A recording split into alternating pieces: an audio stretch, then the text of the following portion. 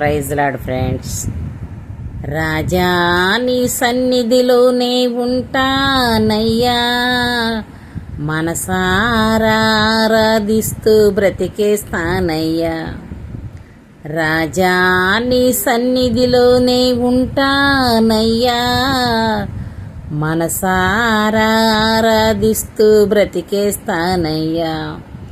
నేనుండలేనయ్యా, నే బ్రతుకలేనయ్యా, నేనుండలేనయ్యా, నే బ్రతుకలేనయ్యా. నీ తోడే లేకుండా నేనుండలేనయ్యా, నీ తోడే లేకుండా నేనుండలేనయ్యా. రాజా నీ సన్నిధిలోనే ఉంటానయ్యా, మనసారా ఆరాధిస్తూ బ్రతికేస్తానయ్యా. ఫ్రెండ్స్, ఈ పాట పాడిన బాబు ఇక్కడికి వచ్చాడు మా చర్చి కాడకు మీటింగ్ పెట్టడానికి. పాపం ఆ రోజు ఆ పాస్టర్మ్మ నన్ను పిలిచింది, ప్రకాష్ నగర్కి వచ్చాడు, కానీ నేను వెళ్ళలేకపోయాను ఫ్రెండ్స్. కానీ ఆ పాట అంటే నాకు చాలా ఇష్టం, ఎన్నోసార్లు పాడుకుంటా.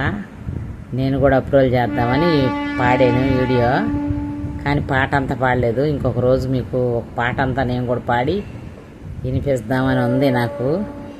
మీ అందరికి కానీ నచ్చితేనే నేను పాడతాము నా వాయిస్తో.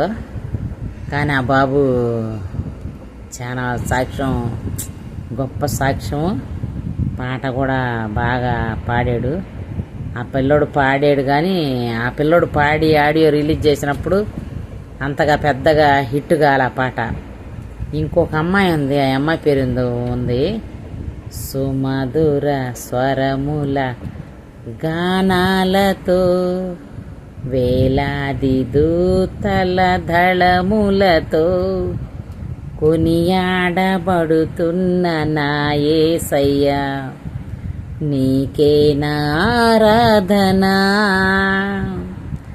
సుమధుర స్వరముల గానాలతో అని ఆ అమ్మాయి పాట, ఆ పాట పాడిన అమ్మాయి పాడింది బాగా. అప్పుడు చాలా హిట్ అయింది ఆ సాంగ్. కానీ ఈ సుమధుర స్వరముల పాట అయితే యేసన్న గారి సాంగ్ అని నేను అనుకుంటున్నాను ఫ్రెండ్స్. కానీ ఆ అమ్మాయి రచయితో మనకైతే తెలియదు, నేను అనుకుంటున్నా.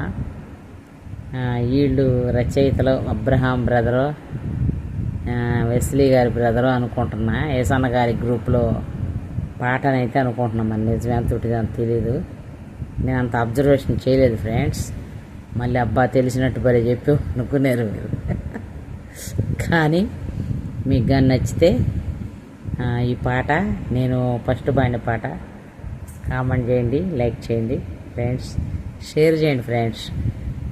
షేర్లు అయితే తగ్గిపోతున్నాయి, షేర్లు చేయండి ఫ్రెండ్స్, ఓకేనా? Praise lord.